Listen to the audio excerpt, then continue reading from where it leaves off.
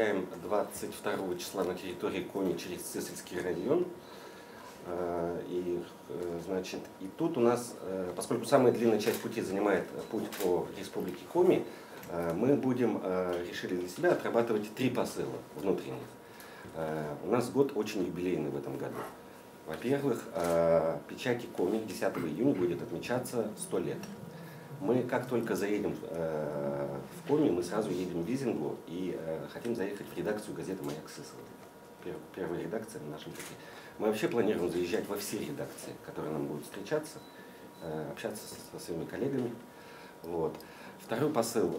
В этом году, тоже в июне, Государственному Совету Республики Коми, парламенту нашему, 80 лет.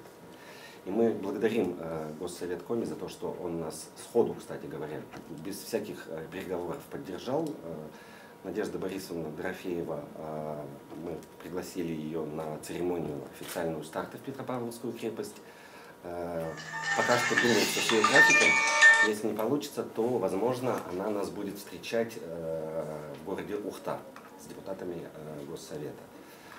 Так получилось, что у нас 4 экипажа, 4 автомобиля пойдет. Головной экипаж ведет Антон Мельников, известный гонщик. Вот. Один из экипажей возглавляет председатель комитета по бюджету Госсовета Виктор Чураков. Он будет пилотом. У нас пройдет с нами практически весь путь. Затем его символическую эстафету он передаст в Ухте, где перехватывают депутаты Госсовета, ухтинские встречают. В Усинске нас встречает Лейфрид, депутат Госсовета, с городской властью. И таким образом у нас выстраивается с юга на север, у нас везде будут сопровождать депутаты парламента. Вот. И еще одна очень важная тема. Скоро 100 лет Республики Коми. Есть указ президента об отмечании этой темы. Разумеется, мы тоже будем светить эту тему. Очень мощно напоминать.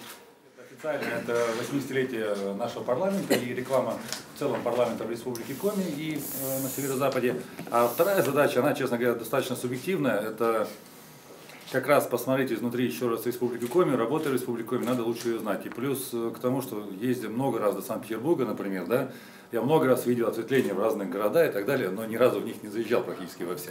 И здесь как раз интересно посмотреть, увидеть, тем более Алексей уже начинает рассказывать много историй, я думаю, что очень сильно и хорошо будет подготовлена сама поездка. И здесь я, конечно, с удовольствием поучаствую во всех этих мероприятиях. Коротко так. Да, спасибо, что Степан Викторович. Ровно 1 минута понадобилось уговорить человека в ноябре поехать с нами.